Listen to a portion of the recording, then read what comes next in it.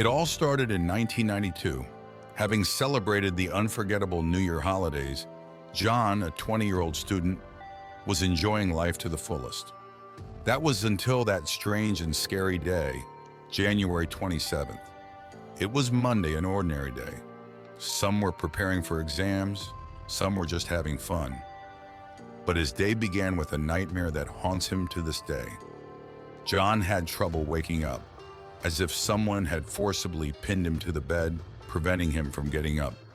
He had to get a package from his parents on the train that day.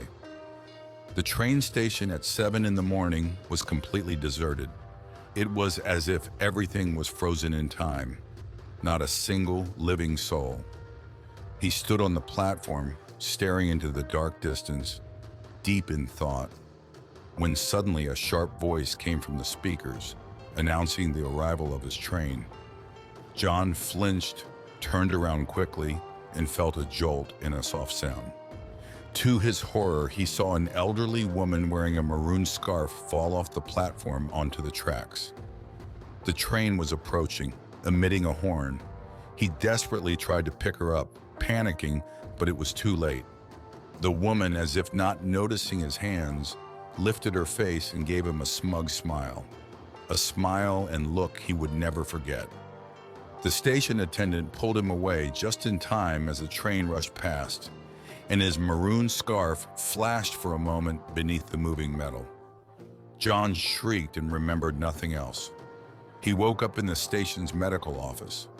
2 medical personnel were fussing around him. He immediately started shouting about the incident on the platform, about the old woman who had been hit by the train, about the burgundy scarf, about how he couldn't save her.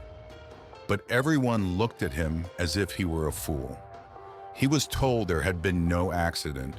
There was no one on the platform.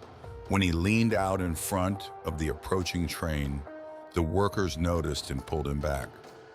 How he recovered from that shock and stress, John couldn't remember.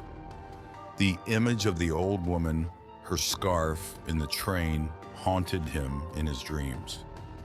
A year passed, the strange events slowly faded away, until January 27th came again. Another strange morning, another sense of foreboding. Deciding to stay in his room that day, he wrapped himself in a blanket until just before lunch. Getting hungry, he went to the kitchen to boil some dumplings. Figuring nothing could happen there, John went there with a pot and a book. As the water boiled, his roommate, a classmate, came in to make a meal. They exchanged a few thoughts about their studies. As he approached the window to get salt, he suddenly saw the same grinning old woman appear out of nowhere, right outside the second-floor window.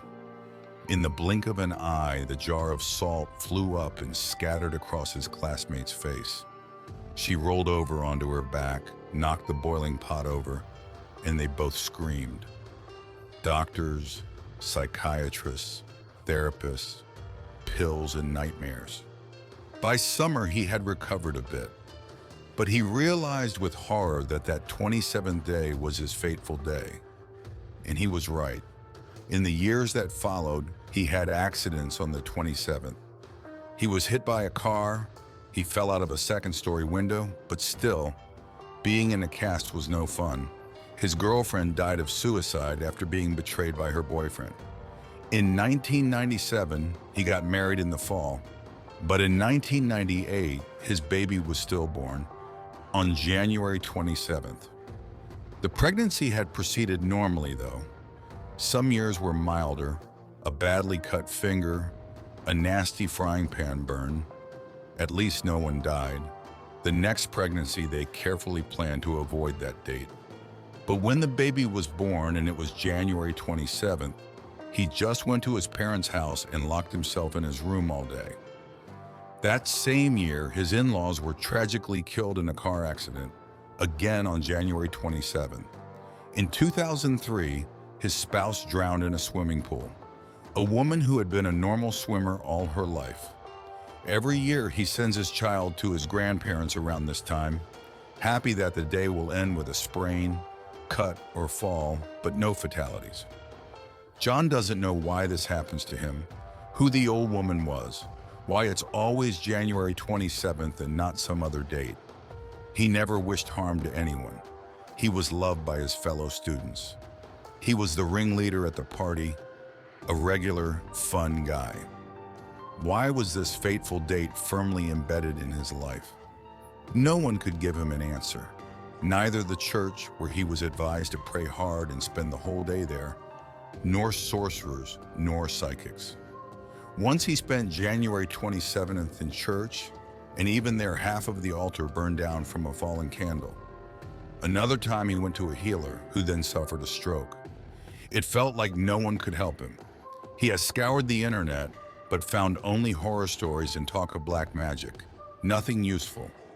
John is sure that he already knows the date of his death.